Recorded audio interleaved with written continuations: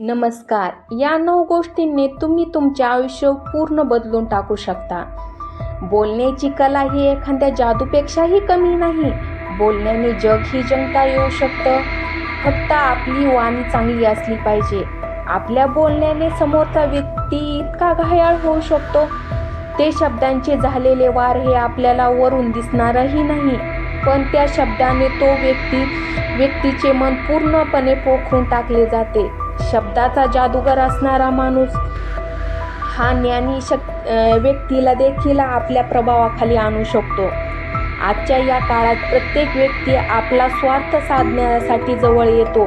असे लोक फक्त आपल्याला बोलण्याने आपले काम काढून घेतात आणि स्वार्थ साधून मोकळे होतात.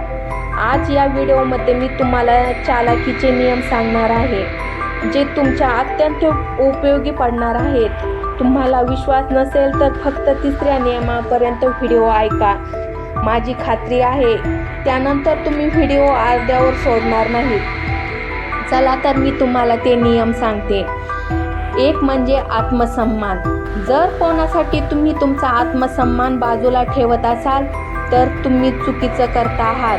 तर ते चुकीचे आहे. एक वेळ अशी येते की तुम्ही कितीही बरोबर असला तरी तेच लोक तुम्हाला त्यांच्या स्वतःच्या फायद्यासाठी खड्ड्यात ढकलायला सुद्धा घाबरणार नाहीत. त्यामुळे तुम्ही आधी तुमचा आत्मसन्मान करायला शिका आणि वागायला शिका.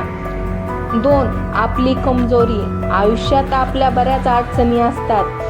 आपल्याला आयुष्यात असे बरेच लोक असतात की आपल्याला त्यांच्यावर स्वतःपेक्षाही जास्त विश्वास ठेवत असतो आणि आपल्या सर्व अडचणी त्यांना सांगत असतो. काय होते बरे?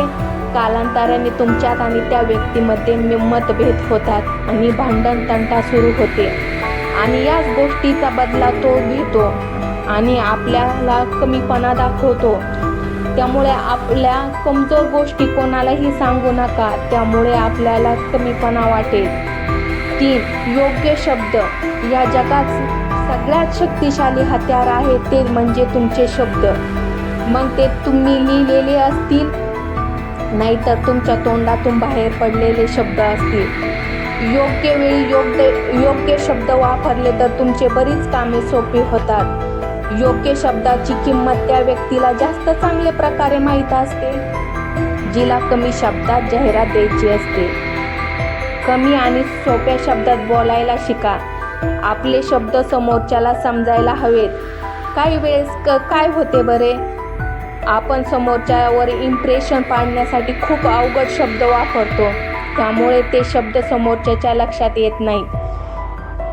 त्यामुळे आपले शब्द जरा जपून आणि समोरच्याला लक्षात येतील असे वापरा. त्यामुळे तुमची कामे लवकर होतील आणि तुमच्या कामाला उशीर होणार नाही. 4 नकारात्मक विचार. निगेटिव्ह विचार कमी करा. यश मिळवायचे असेल तर नकारात्मक विचार काढून टाका. जर तुम्हाला एकदा अपयश आले तर तुम्ही काय करता बरे?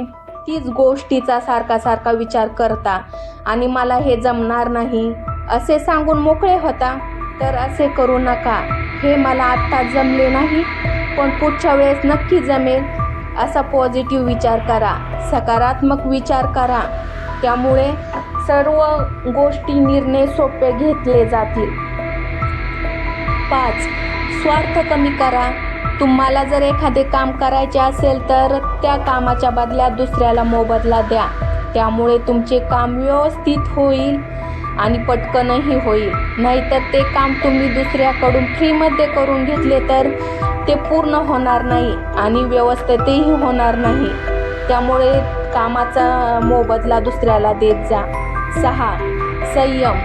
ज्या माणसाकडे संयम नसतो त्या माणसाला बऱ्याच ठिकाणी नुकसान सहन करावे लागते. म्हणून कोणतेही काम करताना त्या कामाचा फायदा आणि तोटा याचा विचार करून उत्तर द्या. काही वेळेस तुम्ही पटकन निर्णय घेता आणि तुमचे नुकसान होते. त्यामुळे संयम ठेवून निर्णय घ्या. उशीर का लागाना पण संयम ठेवूनच निर्णय घेत जा. 7 आत्मविश्वास. जर तुम्ही समोरच्या एखादी गोष्ट सांगत आहात ती त्याच्या फायद्याची आहे तुम्ही सांगताना ताठपणे म्हणजेच आत्मविश्वासाने सांगत आहात तर त्याला ती गोष्ट सहजपणे पटेल. त्यामुळे कोणत्याही गोष्टीची बाजू मांडताना आत्मविश्वासाने बोलत जा. त्यामुळे समोरच्यावरील व्यक्ती तुमच्यावर विश्वास ठेवेल. 8. कमी बोला.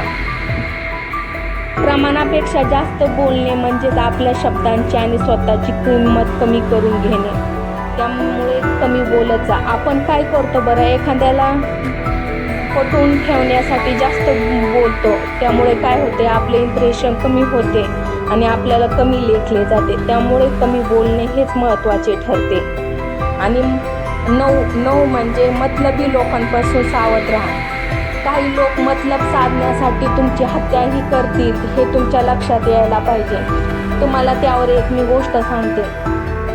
एक राजा होता आणि एक साधू महाराज त्या राजाकडे जातात आणि त्या राजाला भविष्यवाणी सांगतात की तुझी राणी या 10 दिवसामध्ये मरणार आहे. तसे घडतेही. राणी 9 दिवसामध्ये मरण पावते आणि मग राजाला खूप वाईट वाटते व त्याला वाटते की ह्या साधू महाराजांनी त्यांची भविष्यवाणी खरी ठरवण्यासाठी राणीला मारले आहे. त्यावेळी ते काय करतात की ते त्या साधू महाराजांना मारण्याचा निर्णय घेतात आणि ते त्या साधू महाराजांकडे जातात आणि त्या साधू महाराजांना सांगतात, तुम्ही खूप मोठे साधू आहात, तर तुम्ही सांगा तुमचं मरण केव्हा आहे. तेव्हा ते साधू महाराज खूप चतुराईने उत्तर देतात आणि सांगतात की राजा, तू मरण्याच्या अगोदर 2 दिवस माझे मरण आहे. मग तेव्हा राजा घाबरतो आणि तो म्हणतो, मी जर या साधूला मारले तर माझे सुद्धा मरण येईल. त्यामुळे तो त्या साधू महाराजांना मारत नाही.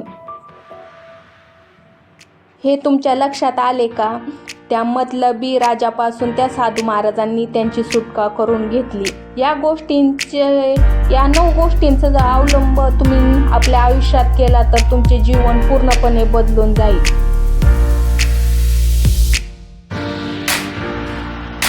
जर तुम्हाला माझे व्हिडिओ आवडत असतील तर लाईक करा, सबस्क्राईब करा, कमेंट करा आणि आवडल्यास शेअर करायला विसरू नका.